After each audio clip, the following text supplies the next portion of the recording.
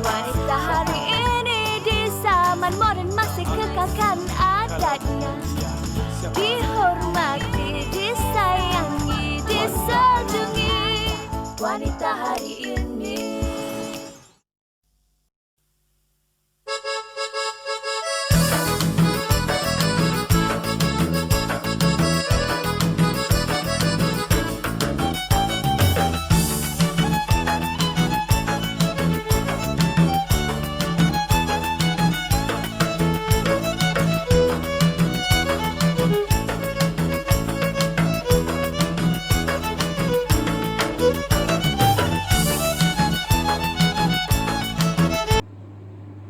Sumber yang diperlukan untuk menghasilkan tudung ini ialah dari segi sumber fizikal, sumber kewangan dan sumber manusia.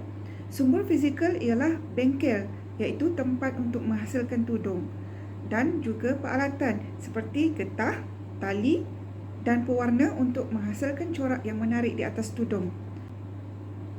Sumber kewangan ialah simpanan tunai yang dijadikan modal untuk membeli produk dan memasarkan semula kepada pelanggan. Sumber manusia ialah pekerja yang mempunyai kemahiran yang tinggi dalam membentuk atau mencorakkan tudung.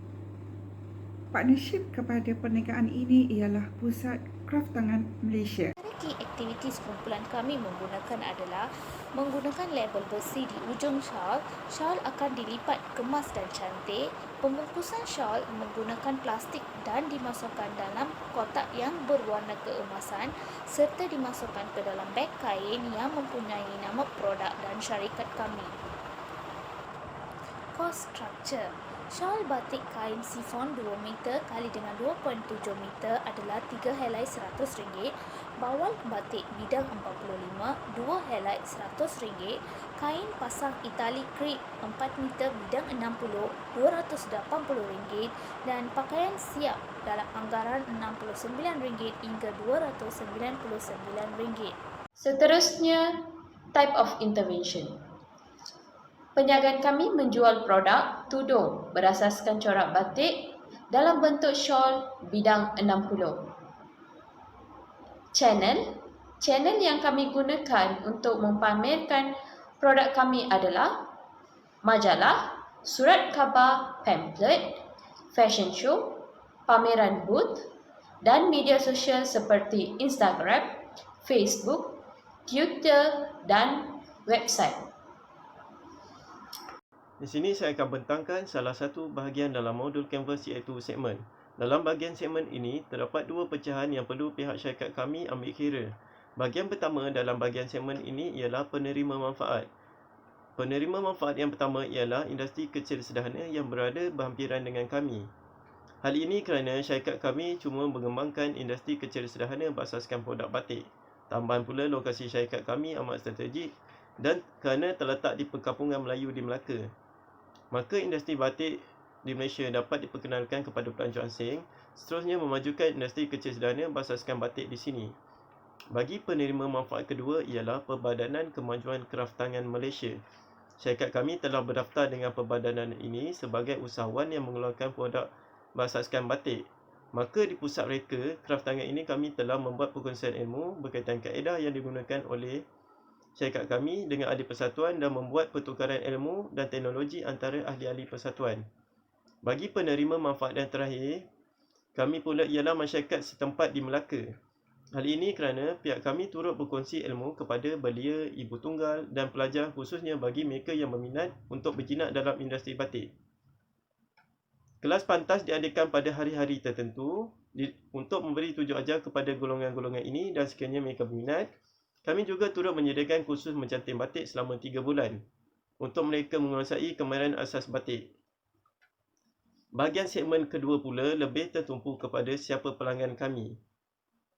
Syarikat kami mempunyai beberapa strategi dalam menarik minat pelanggan kami. Pelanggan utama kami terdiri daripada golongan wanita yang inginkan kelainan. Golongan ini kebanyakannya merupakan wanita yang berkejaya yang mahukan keunikan dalam penampilan mereka. Selain itu, terdapat juga golongan elit yang berminat dengan rekaan kami untuk dijadikan cermata dalam aktiviti persatuan mereka. Dan pelanggan terakhir kami kebanyakannya merupakan mereka yang terlibat dengan Persatuan Kebudayaan Malaysia. Hal ini kerana mereka memerlukan tudung yang seragam yang mampu untuk menyalahkan penceritaan mereka dan kami akan memenuhi permintaan corak yang diingini oleh mereka. Surplus. Melalui keuntungan yang diperoleh daripada bisnes jualan tudung batik ini, kami bercadang untuk membuat pelaburan iaitu dengan menambah sebuah cawangan di Terengganu. Lokasi ini dipilih kerana corak batik begitu sinonim dengan negeri ini. Selain itu, permintaan tudung batik dari Terengganu merupakan yang paling tinggi di Malaysia. Seterusnya adalah nilai penawaran. Nilai penawaran yang terdapat pada tudung bercorak batik ini pula lebih tertumpu kepada aktiviti kesenian dan kebudayaan. Secara tidak langsung ianya mempunyai corak yang lebih eksklusif dan mempunyai nilai komersial yang tersendiri. Yang seterusnya pula adalah impak. Apa yang boleh dikatakan dengan impak adalah kerana corak yang dihasilkan pada tudung tersebut menggunakan buatan tangan. Oleh itu ianya mempunyai corak yang begitu unik serta abstrak yang terdiri daripada dua jenis iaitu shawl dan juga bawal. Okey, bagi segi nilai penawaran pada pelanggan pula, kami mensasarkan golongan elit bagi penjualan tudung ini kerana ianya lebih tampak mewah dan mempunyai nilai eksklusif yang tersendiri. Okey, yang seterusnya pula adalah dari segi revenue daripada hasil penjualan produk kami ini. Ianya mencatatkan keuntungan yang agak memberansangkan. Juga kami menerima pelbagai komen serta maklum balas yang sangat positif kerana ianya adalah ianya terhasil daripada corak yang eksklusif, tampak mewah serta ianya adalah terhad kerana bagi setiap keluaran dan setiap corak hanya terdiri daripada beberapa helai dan beberapa warna sahaja, dan kebanyakan produk kami tidak akan dikeluarkan dalam kuantiti yang banyak.